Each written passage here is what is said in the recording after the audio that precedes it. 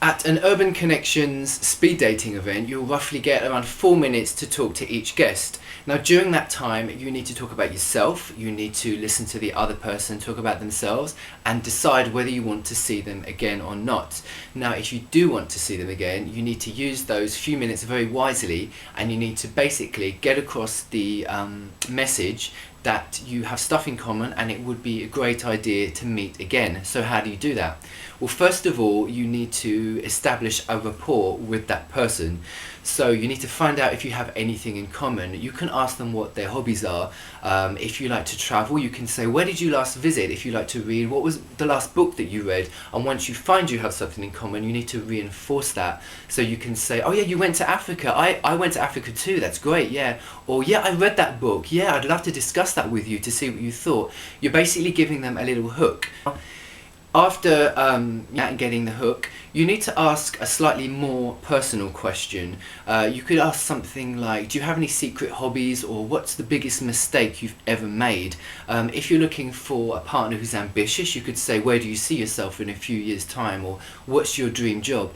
What you're wanting to do is to get them to volunteer some information which is slightly more personal, and by doing that you're building more of a connection, and then hopefully, you know, they will turn the tables and ask you the same question, and you can volunteer the same personal information and build that connection even more.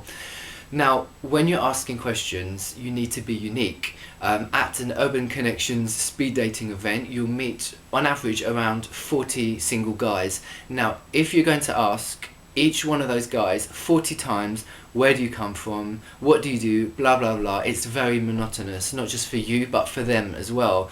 I've seen this a lot, and I really would advise you to think of some unique questions, okay? Think about what I'm saying here today, the night before, and maybe just take a sheet of paper and just write down some ideas that you can actually take with you to the event. That's fine. I guarantee 100% if you do that, it will make you stand out, definitely, because not many guys do that. Now, another thing you can do is to use humour to make him laugh. That's a really great way to build rapport and to make him remember you and to want to see you again, because everyone wants to be with people, you know, who make them laugh. It's natural. Now, if it's not your thing, if that doesn't come naturally to you, then that's fine. Don't try and be anything that you're not, because you need to be comfortable.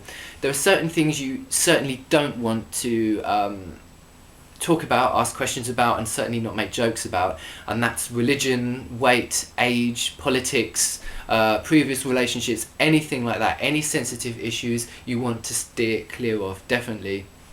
Now, you need to be polite. What I've seen a lot in the events that I run is that a guy will sit down opposite someone he's not really interested in, and he'll maybe make some little comments that are not very nice or something like that, and what he doesn't realise is that the really hot guy who he's just about to date next actually overheard him, so he's ruined his chances. You have to remember that there are other people within earshot of what you're saying, and if you say anything negative, you could ruin your chances.